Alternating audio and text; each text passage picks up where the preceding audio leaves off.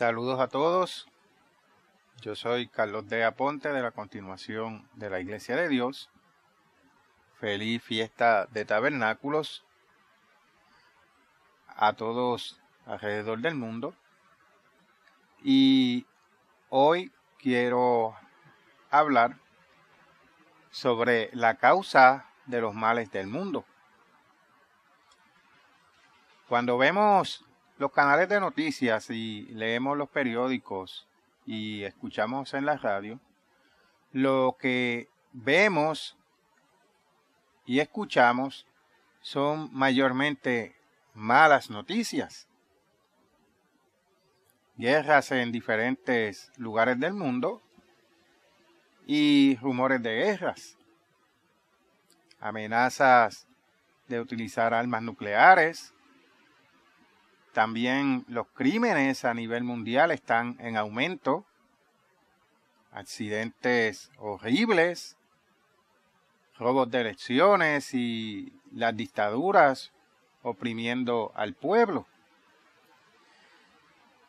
Pero en un futuro no muy lejano, esas noticias cambiarán. En nuestra generación veremos y escucharemos noticias alentadoras y maravillosas. Todo esto se hará realidad luego de la venida de nuestro venidero Rey, cuando se ha establecido el reino de Dios aquí en la tierra, el maravilloso mundo de mañana. Pero debemos recordar que el cambio general que se requiere para que se produzca la utopía no se efectuará de la noche a la mañana. No es algo de inmediato, un cambio radical de un día para otro.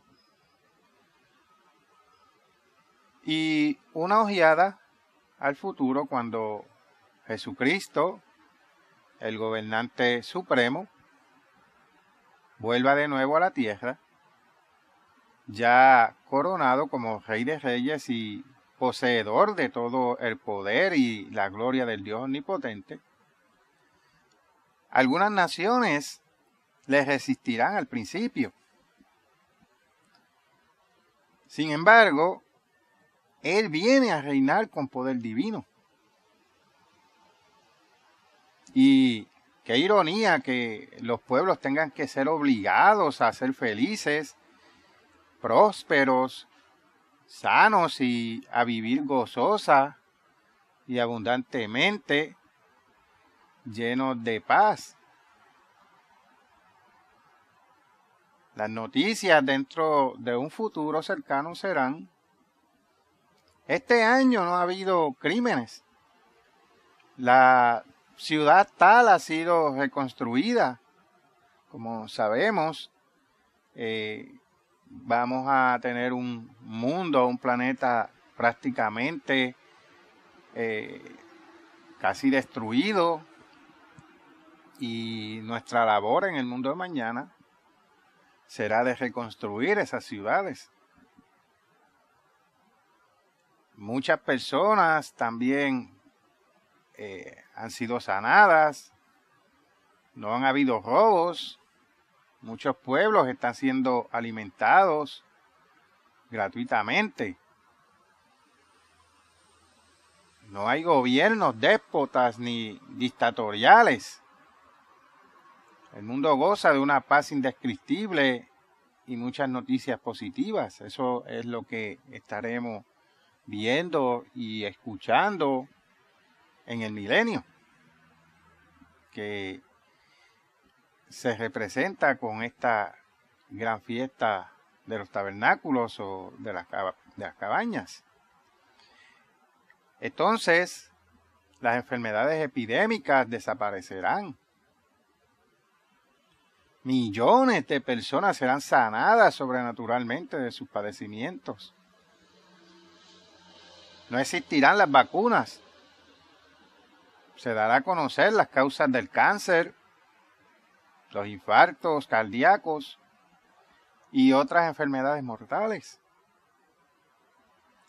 Se educará a las personas a comer saludablemente.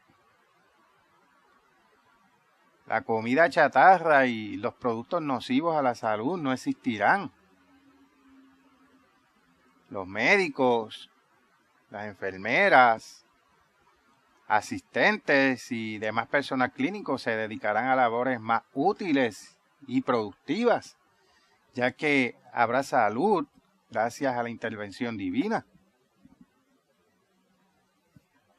Y en el asunto de la agricultura,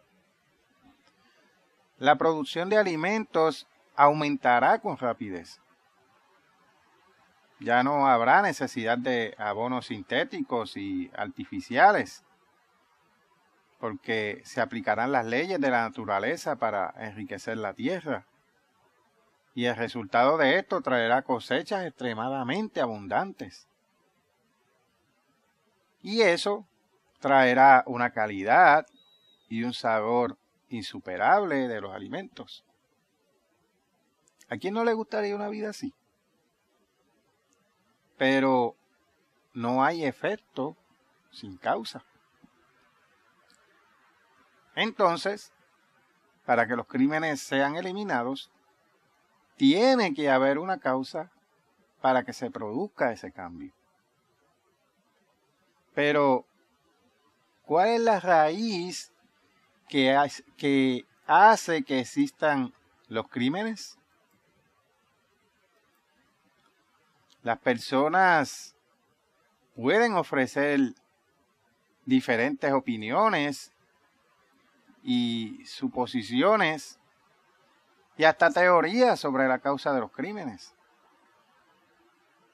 Pero realmente solo hay una respuesta a eso.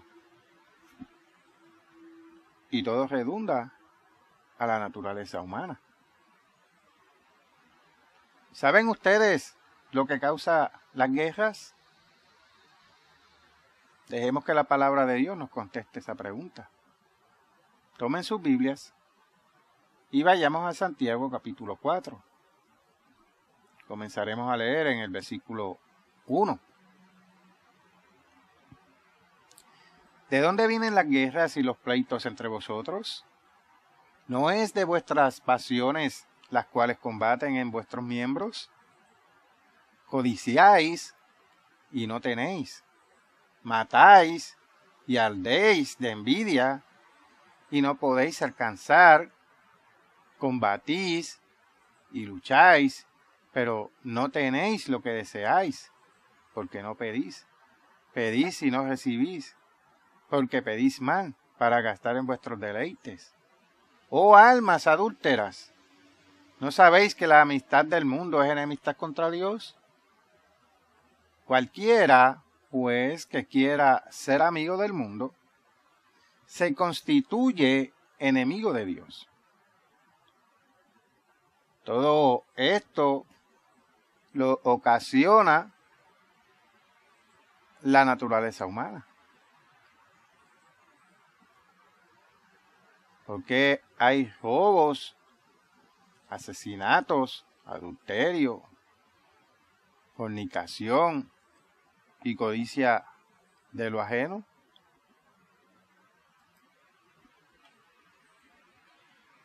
Por la naturaleza humana. Si no se efectúa una transformación de la naturaleza humana, jamás se producirá la utopía. Y alguien dirá, el hombre no puede cambiar su propia naturaleza. Y eso es muy cierto. Pero Dios sí puede.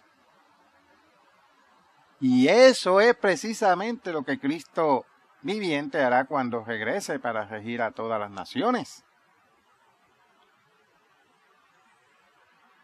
Pero, ¿saben ustedes lo que es la naturaleza humana?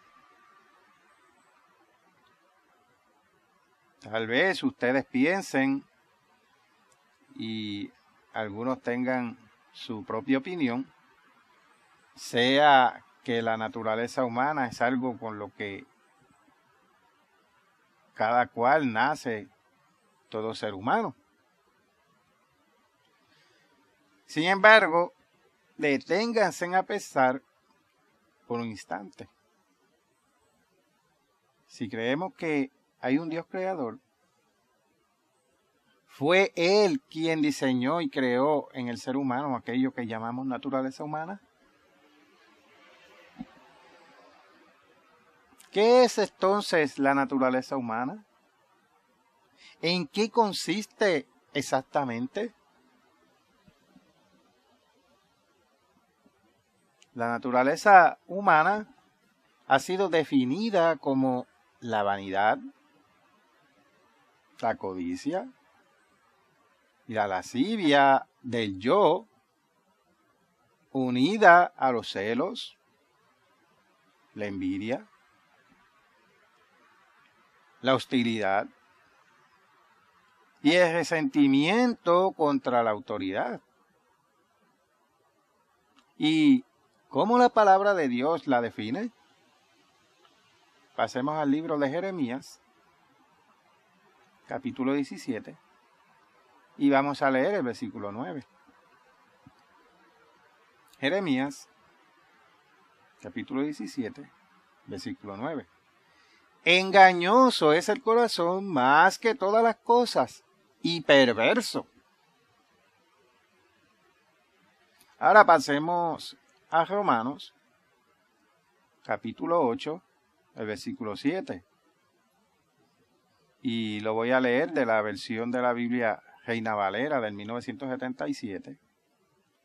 Y esto dice así: por cuanto la mentalidad de la carne, o sea, la mente natural, es enemistad, o sea, es hostil contra Dios, porque no se somete a la ley de Dios, ya que ni siquiera puede.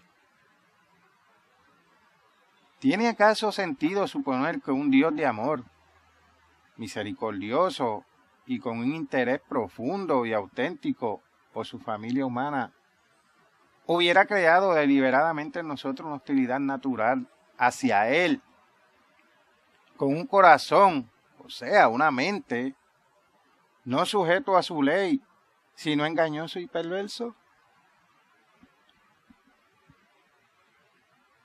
La Biblia nos narra la creación del hombre antes de que Satanás tuviera contacto con Adán. Ahora pasemos a Génesis, capítulo 2, versículo 19.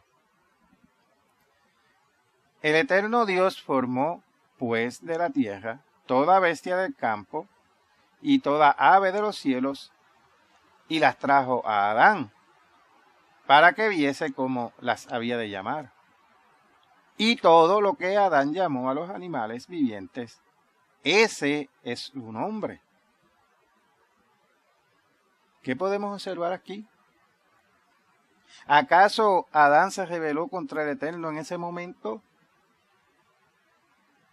¿Adán tomó la decisión de no hacer lo que el Eterno le dijo? ¿Acaso Adán le dijo a Dios, ¿por qué no lo haces tú mismo? No, claro que no. Veamos cuál fue la reacción de Adán al respecto. Versículo 20. Y puso Adán nombre a toda bestia y ave de los cielos y a todo ganado del campo. Adán hizo lo que Dios le mandó de inmediato. Él le obedeció. Pero desde el capítulo 3 del libro de Génesis y a lo largo de toda la Biblia hasta el capítulo 20 del libro de Apocalipsis, se habla mucho sobre Satanás. En el libro de Isaías, capítulo 14, versículo 12, a este ex arcángel se le identifica como Lucero. Y en Ezequiel 28 leemos que fue creado como un ser superior, perfecto en todos sus caminos, hasta que, valiéndose de su facultad de libre albedrío, incurrió en iniquidad, en pecado. El que había sido lucero se rebeló contra Dios, con engaño y hostilidad. Se volvió astuto, insidioso y perverso en extremo. Se llenó de vanidad, codicia y envidia. Dejó el camino del amor de Dios, el cual consiste en un interés y un deseo desbordante de ayudar y compartir.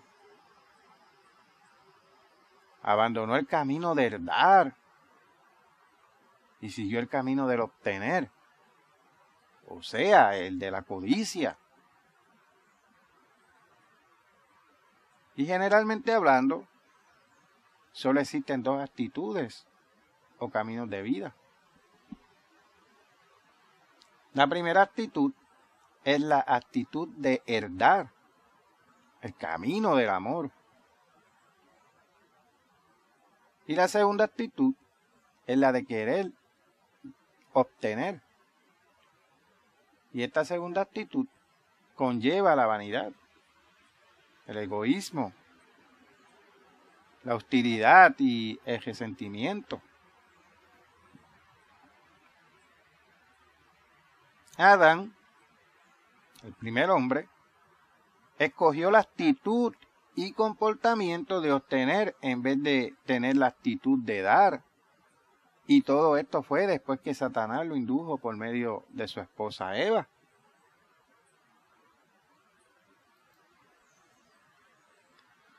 Nosotros no heredamos de Adán la actitud de obtener y tampoco nacemos con ella. El primer hombre no fue creado con esa actitud, sino que la recibió de Satanás. Y las características que se adquieren por esta influencia no son hereditarias. Aquellos a quienes Dios llama y llegan a arrepentirse de verdad y a creer en Jesucristo, llegan a ser partícipes de adquirir la naturaleza divina, tal como lo escribió el apóstol Pedro en 2 de Pedro, capítulo 1, versículo 4. No obstante, los hijos de los que hayan adquirido esta naturaleza divina no la reciben de manera hereditaria. Adán y Eva, al tomar la decisión equivocada, recibieron de Satanás la actitud de obtener. Con excepción de Jesucristo, todos los hijos de Adán y Eva, quienes conforman la humanidad entera, después de nacer han recibido de Satanás la actitud de el obtener. Pero, ¿cómo puede ser esto? Cuando Jesucristo nació, Satanás estaba al acecho y trató de asesinarlo. Más tarde lo tentó, pero no tuvo éxito. Leamos lo que el apóstol Pablo escribió bajo inspiración de Dios. Vayamos a 2 de Corintios, capítulo 11, y vamos a leer el versículo 3. Y esto quiero leerlo de la versión Nueva Biblia Española. Y esta dice: temo que, igual que la serpiente sedujo a Eva con su astucia, se pervierta vuestro modo de pensar. Los de la iglesia en Corinto no habían nacido con una mente corrompida, mas estaban en peligro de adquirirla. Ahora vayamos a Efesios, capítulo 2, versículo 2. En los cuales anduvisteis en otro tiempo, siguiendo la corriente de este mundo, conforme al príncipe de la potestad del aire, el espíritu que ahora opera en los hijos de desobediencia. Satanás es un ser espiritual con un poder extraordinario. Es el príncipe de la potestad del aire. Difunde su influencia por el aire. Entendamos cómo opera esta influencia en los seres humanos. Cuando Dios quiso influir en la mente de Ciro, rey de Persia, para que decretara el regreso de un contingente de judíos a Jerusalén y construyeran el segundo templo, en Esdras 1:1, voy a leerlo de la versión Nácar Colunga, decía: excitó el espíritu de Ciro, rey de Persia, para que lo hiciera. Todo ser humano tiene, desde que nace, no una naturaleza humana, sino un espíritu a manera de esencia, no un alma, el cual imparte el poder del intelecto al cerebro humano. Este espíritu en el hombre no puede ver, sino que el cerebro físico ve por medio de los ojos.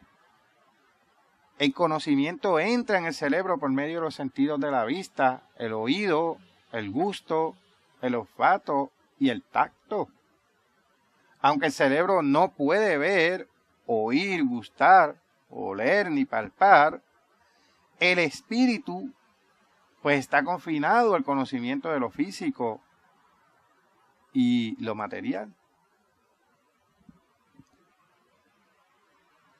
No obstante, todo el conocimiento que entra en el cerebro físico por medio de los 5 sentidos es programado automáticamente como una computadora.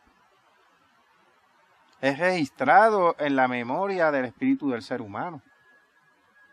Este espíritu en el hombre funciona como una computadora y hace volver instantáneamente el conocimiento almacenado en el cerebro. El cerebro utiliza esta respuesta instantánea en los procesos de pensamiento, razonamiento y la toma de decisiones.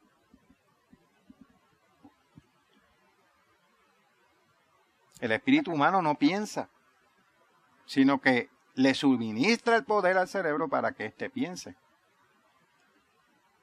Tampoco imparte vida humana, pues esta se sostiene por la respiración física y la circulación de la sangre. Sin embargo, de la misma manera que Dios se sirvió del espíritu de Ciro como medio para transmitir su mente la intención de promulgar el decreto, Satanás transmite o difunde, como sucede por las ondas de la radio, por el aire, actitudes, impulsos, deseos de vanidad, codicia, lascivia, celos, envidia, competencia y rebelión contra la autoridad.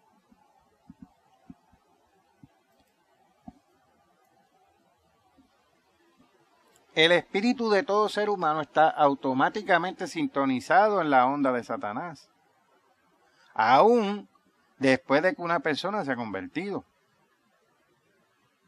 El espíritu humano de Jesús también estaba expuesto a la longitud de la onda de Satanás. No obstante, Jesucristo, por medio del Espíritu Santo de Dios, estaba en sintonía con Dios. Por eso rechazaba instantáneamente cualquier tentación de vanidad, egoísmo u hostilidad hacia Dios. Lo mismo pueden y deben hacer los cristianos convertidos. Satanás no tiene poder de coacción. No puede forzar la mente humana a que se someta a la actitud que él difunde y trata de inculcar. Todo ser humano tiene la facultad de elegir y es responsable de sus actitudes, decisiones y acciones. Satanás no difunde palabras, sino actitudes. actitudes que erróneamente llamamos naturaleza humana. La mente humana no hace con las actitudes hostiles y egocéntricas de Satanás. Tampoco el ser humano nace con la naturaleza divina que un cristiano verdaderamente convertido puede adquirir. Sin embargo, tan pronto como un niño empieza a ejercitar su cerebro por el proceso del pensamiento, la difusión satánica de la actitud egocéntrica empieza a penetrar en él por medio de su espíritu humano. Jesucristo ha sido el único que ha tenido la medida total del Espíritu Santo desde su nacimiento como ser humano. No obstante, fue tentado en todo como lo somos nosotros, pero jamás se dio, como dice en Hebreos capítulo 4, versículo 15. Y puesto que la mente normal de todo niño empieza desde su más tierna infancia a recibir los impulsos que lo incitan a aceptar las actitudes de Satanás, si éstas no son contrarrestadas por la enseñanza e influencia positiva de los padres, el niño empezará a aceptar automáticamente estas actitudes carnales, las cuales se convierten en algo habitual y por el hábito se adquieren como una naturaleza. Así como el hombre o la mujer convertidos pueden adquirir o ser participantes de la naturaleza divina, como está escrito en 2 de Pedro capítulo 1, versículo 4. Los seres humanos incautos adquieren y exhiben lo que llamamos naturaleza humana.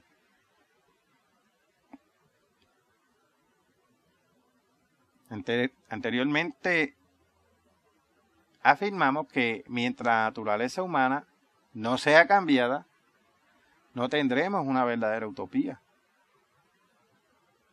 puesto que la naturaleza humana es la causa de todos los males de este mundo.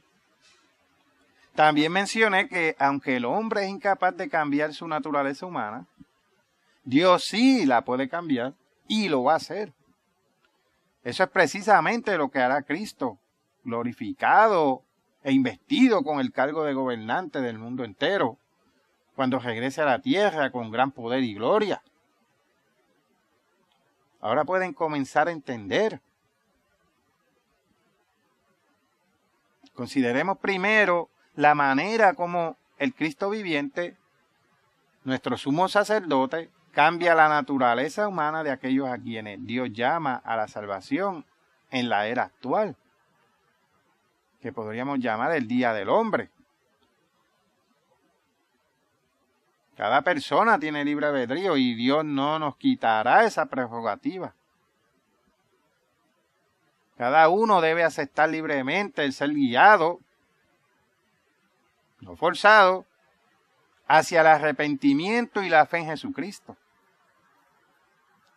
Esas son las condiciones, y aunque no cambian la naturaleza humana, son las que Dios exige de parte nuestra. Cuando libremente nos sometemos a ellas, entonces Dios empieza el proceso del cambio. Dios no suprime la naturaleza humana mientras estemos en la carne.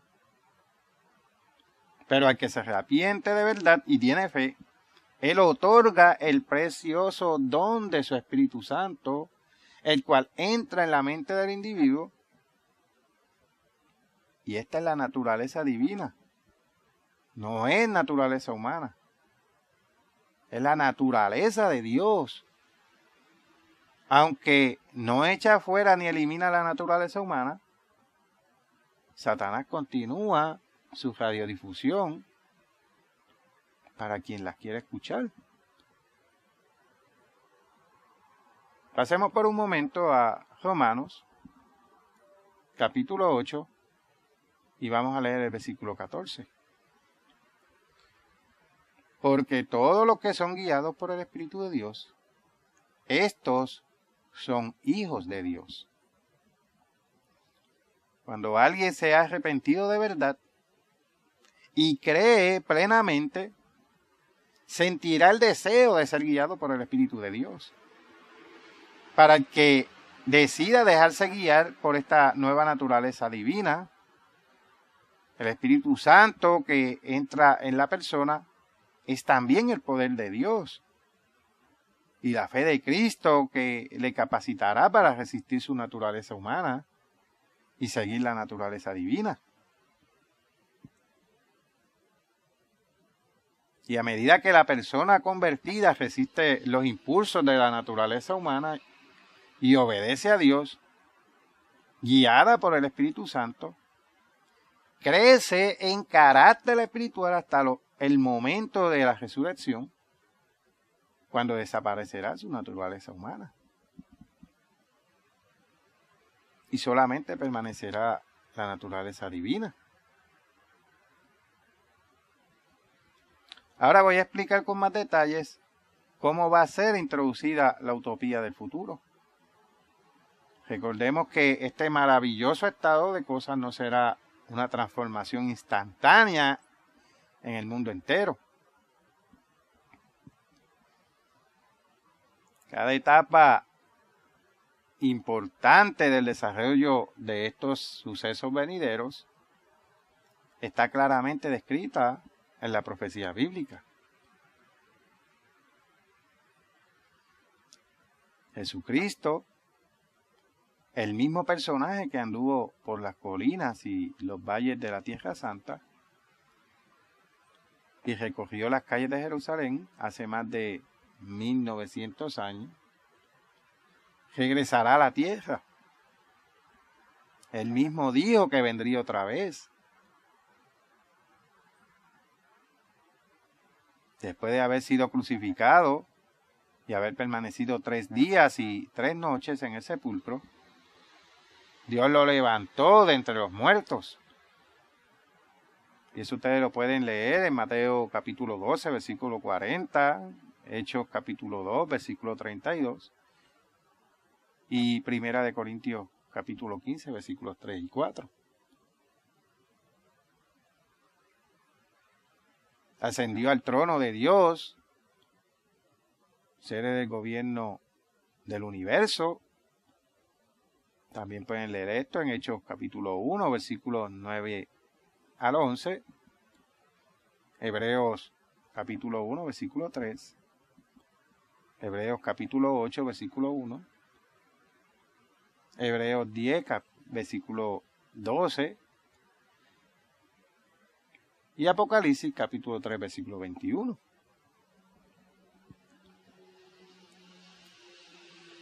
Y Jesucristo es el hombre noble que se fue a un país lejano.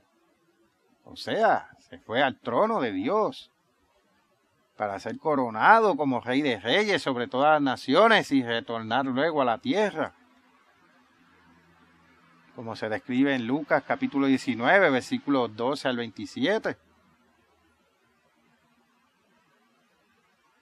Y actualmente permanece en el cielo. Y como dice en Hechos capítulo 3, versículos 19 al 21, hasta los tiempos de la restauración de todas las cosas. La restauración al estado o la condición que existía antiguamente. En este caso significa la restauración del gobierno de Dios sobre la tierra y por ende la restauración de la paz mundial y las condiciones utópicas.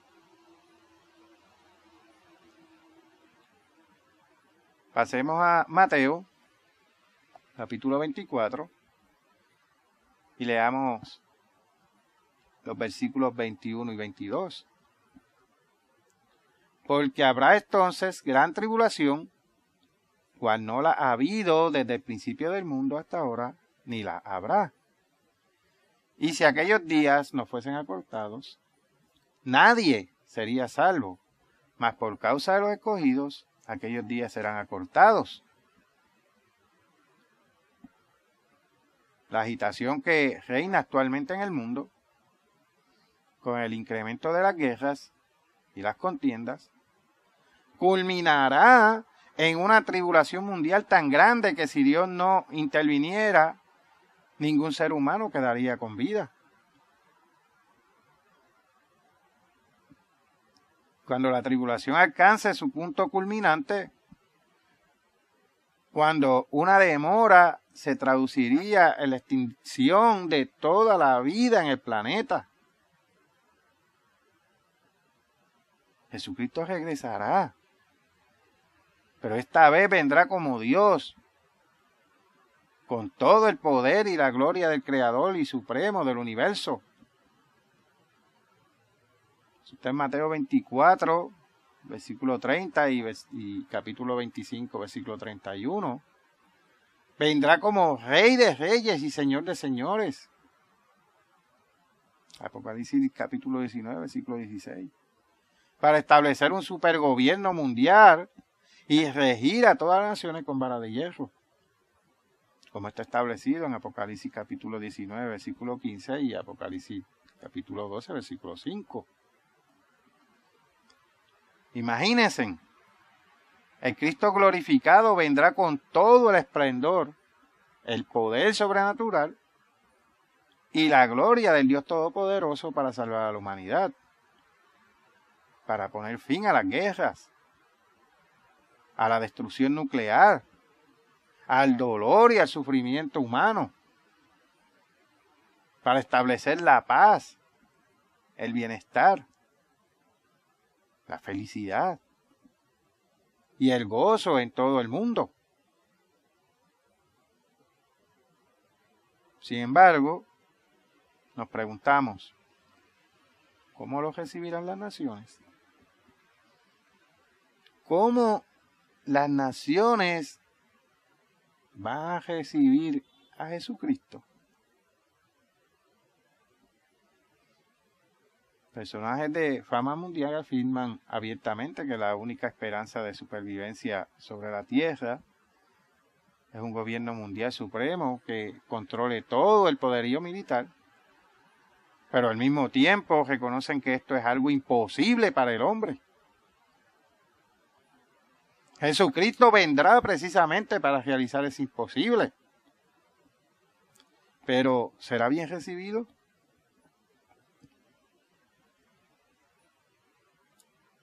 La opinión entre funcionarios de gobiernos mundiales es que los problemas del mundo están demasiado arraigados para poder resolverlos.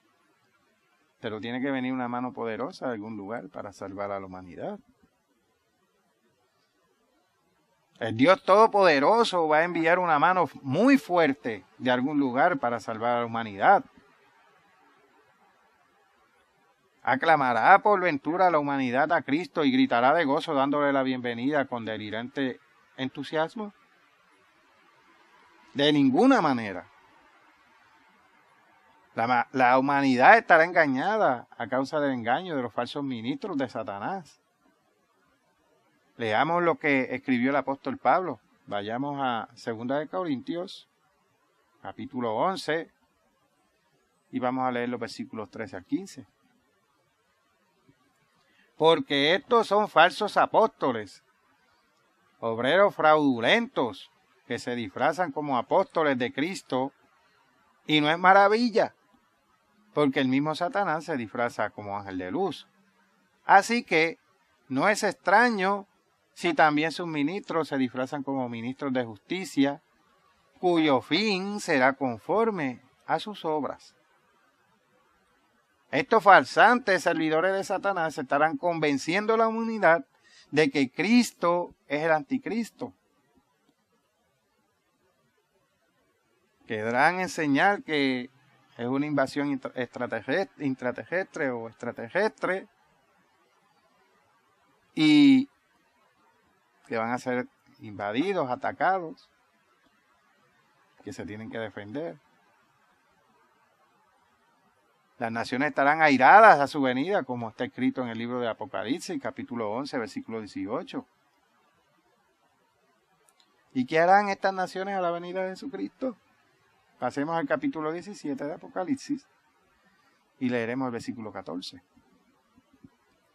Pelearán contra el Cordero y el Cordero los vencerá. porque Él es Señor de señores y Rey de reyes. De hecho, aquí acabamos de leer que las fuerzas militares lucharán contra Él para tratar de destruirlo. Las naciones estarán librando la batalla culminante, la Tercera Guerra Mundial. ¿Y dónde nos indica la Biblia que será este acontecimiento? Pasemos a Zacarías, capítulo 14, y vamos a leer los versículos 1 al 3.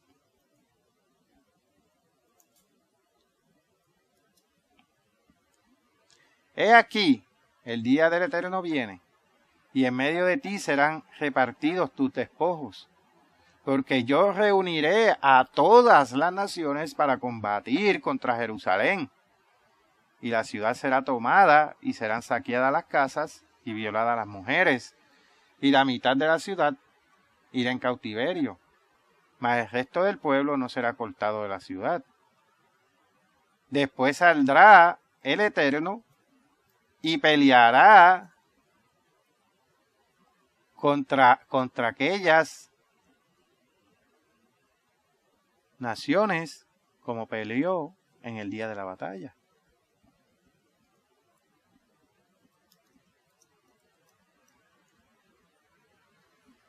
Esto se llevará a cabo en Jerusalén, frente a Jerusalén. Y entonces Cristo regresará con poder sobrenatural y peleará con aquellas naciones que peleen contra Él y las derrotará por completo, como ya leímos en el libro de Apocalipsis, capítulo 17, versículo 14.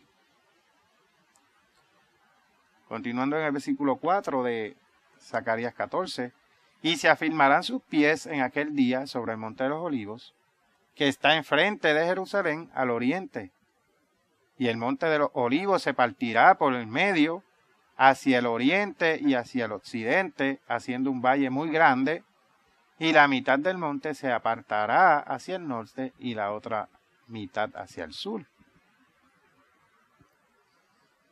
Aquel día sentará sus pies sobre el monte de los olivos, a poca distancia al este de Jerusalén. Cuando Cristo regrese a la tierra, con gran poder y gloria, las naciones estarán airadas. Los ejércitos reunidos en Jerusalén tratarán de combatir contra Él. Dije, tratarán porque los ejércitos celestiales que acompañarán a Jesucristo son muchísimos más poderosos. Esta hueste será compuesta de todos los santos ángeles, como está en Apocalipsis capítulo 19, versículo 14, los cuales son identificados también en Mateo capítulo 25, versículo 31. ¿Desean ver ustedes una descripción de lo que será aquella batalla y de lo que les ocurrirá a los ejércitos humanos hostiles? Apocalipsis capítulo 17, versículo 14, se refiere a los ejércitos de la bestia. La Unión Europea, que en estos momentos se está consolidando y que constituirá, la última restauración del Imperio Romano. Pelearán contra el Cordero y el Cordero lo vencerá, porque Él es Señor de señores y Rey de reyes. ¿Cómo los vencerá? La respuesta se encuentra en el capítulo 14 de Zacarías. El versículo 12 lo leeré de la Nueva Biblia Española. Y esto dice: a todos los pueblos que lucharon contra Jerusalén, el Señor les impondrá el siguiente castigo. Se les pudrirá la carne mientras estén en pie, se les pudrirán los ojos en las cuencas, se les pudrirá la lengua en la boca. Esta putrefacción de sus carnes ocurrirá en forma casi instantánea, estando ellos sobre sus pies. un impresionante despliegue del poder divino con el cual el Cristo glorificado regirá a todas las naciones. La rebelión contra la ley de Dios y contra su gobierno será suprimida de inmediato. ¿Se dan cuenta ustedes, queridos amigos y hermanos, de que todos los males y todas las desdichas que ha sufrido y sufre la humanidad han sido el resultado de la transgresión de la ley de Dios? Si nadie tuviera otros dioses delante del verdadero Dios, si todos los niños y jóvenes aprendieran a honrar y respetar y obedecer a sus padres, si todos los padres instruyeran a sus hijos en el camino de Dios, si nadie permitiera jamás que el espíritu de homicidio entrara en su corazón, si no hubiera guerras ni muertes causadas por el hombre en conflicto con el hombre, si todos los matrimonios fueran felices y no hubiera adulterio ni fornicación, si todos se preocuparan tanto por el bienestar de los demás, que no hubiera robos y pudiéramos deshacernos de todos los candados y llaves y cerraduras, si todos dijeran la verdad y la palabra de cada uno fuera de confiar, si todos fueran honrados, si nadie codiciara lo que en rectitud no le pertenece y tuvieran tanto interés por el bien de los demás, que estuviera convencido de que hay más dicha en dar que en recibir, ¿qué mundo tan maravilloso sería este? En un mundo donde todos amaran y adoraran a Dios con toda la mente, con todo el corazón y con todas las fuerzas, donde todos se preocuparan por el bienestar de los demás, tanto como el propio, no habría divorcio, familias desintegradas, no habría crimen, cárceles, prisiones ni policía. Esta solo sería necesaria para dirigir y supervisar pacíficamente como un servicio público para todos. Tampoco habría guerras ni instituciones militares. Además de su ley espiritual, Dios también estableció y puso en funcionamiento leyes físicas que operan en nuestros cuerpos y en nuestras mentes. Si el mundo estuviera en armonía con estas leyes, no habría enfermedades, dolor ni sufrimiento. En lugar de esto, la gente disfrutaría de una salud vigorosa y rebosante y estaría llena del dinamismo e interés por la vida. Habría entusiasmo e interés por actividades constructivas que producirían felicidad y alegría. Habría limpieza, actividad, verdadero progreso. No existirían barrios bajos o arrabales, miseria ni degeneración. Así como el Cristo resucitado ascendió al cielo en una nube, también retornará a la tierra sobre las nubes, como está escrito en Hechos capítulo 1, versículos 9 al 11 y Mateo capítulo 24, versículo 30. Y a su regreso, como está escrito o como escribió el apóstol Pablo en 1 Tesalonicenses capítulo 4, versículos 14 al 17, los muertos en Cristo, aquellos que habiendo recibido el Espíritu de Dios, el Espíritu Santo, fueron guiados por Él. Está escrito en Romanos capítulo 8, versículos 11 y 14. Se levantarán en una gigantesca resurrección y serán convertidos en seres inmortales. En esta resurrección estarán incluidos todos los profetas de la antigüedad.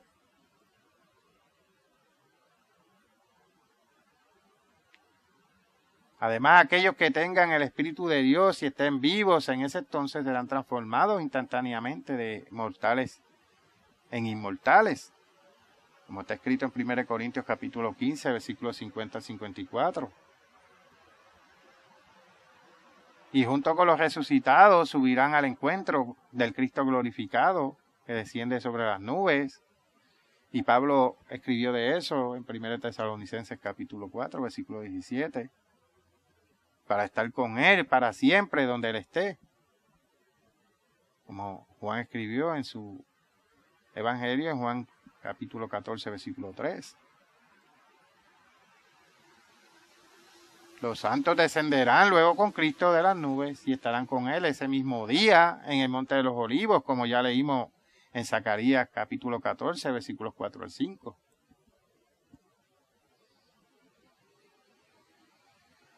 Estos santos, convertidos, transformados y hechos inmortales, gobernarán a las naciones, compuestas de seres mortales, con Jesucristo a la cabeza,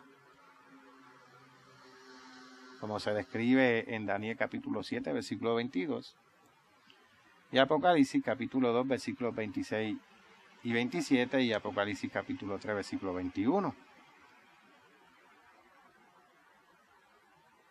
El descenso majestuoso y sobrenatural de Jesucristo a la tierra, lleno de poder y gloria, será el acontecimiento más glorioso de la historia del mundo y le pondrá fin al reinado falaz, engañoso e invisible del diablo.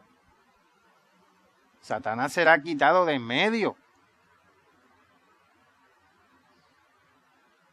La segunda venida de Cristo, con poder supremo, como Rey de Reyes y Señor de Señores, se escribe en Apocalipsis 19. Ahora vayamos a Apocalipsis capítulo 20 y vamos a leer los versículos 1 al 3.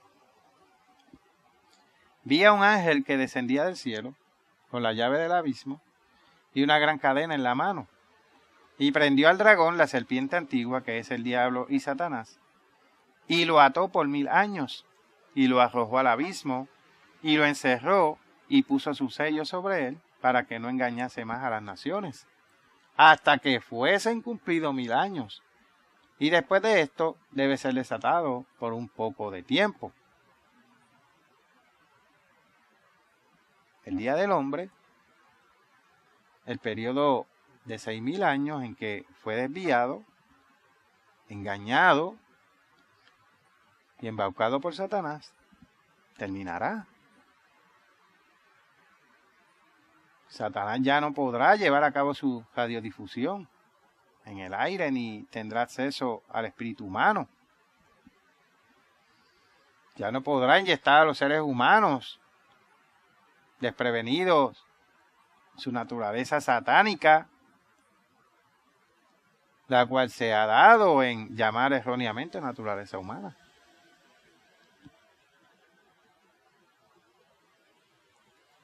Esto no significa que la naturaleza satánica ya adquirida desaparecerá inmediatamente de la mente humana. Miles de millones de individuos la habrán adquirido. Y aunque Satanás no podrá difundir más sus actitudes, lo que ha sido adquirido como un hábito no desaparecerá automáticamente. No obstante, Dios nos creó como seres con libre albedrío. Nos dio un control sobre nuestra mente, aunque podemos ser cegados por la atracción hacia el mal debido al engaño de Satanás. Cuando el Cristo lleno de poder y los santos inmortales bajo su autoridad, reinen, los seres humanos mortales no volverán a ser engañados. Las escamas que cegaban las mentes humanas van a ser extirpadas. Por esta razón hemos dicho que la utopía completa no aparecerá de inmediato. Millones de individuos se aferrarán a sus actitudes de rebeldía, vanidad y codicia. Con la venida de Cristo empezará el proceso de reeducación, de sacar del engaño a las mentes embaucadas y guiarlas al arrepentimiento voluntario. A partir del momento de la toma sobrenatural del poder por parte de Jesucristo y de la expulsión de Satanás, la ley de Dios y la palabra del Eterno saldrán de Sion y se propagarán por toda la tierra, como dice en Isaías capítulo 2, versículo 3. Los 6,000 años de sentencia que Dios le impuso al mundo de Adán para que estuviese apartado de él, llegarán a su fin. Jesucristo empezará a llamar a todos los mortales al arrepentimiento y a la salvación espiritual. El Espíritu de Dios fluirá desde Jerusalén, como dice Zacarías capítulo 14, versículo 8. ¡Qué tiempo más glorioso! Será el amanecer de un nuevo día. La paz llegará pronto. Los hombres se volverán del camino de los tener y seguirán el camino del dar, el camino del amor de Dios. Y entonces nacerá una nueva civilización. Así que tendremos un maravilloso mundo de mañana.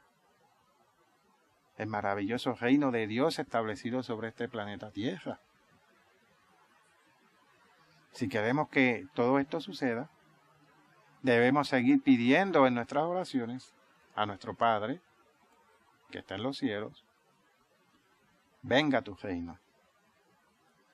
Hasta aquí este sermón. Les habló Carlos D. Aponte. Volveremos a hablar mañana, siguiendo esta maravillosa fiesta de tabernáculos. Hasta la próxima, mis queridos amigos y hermanos.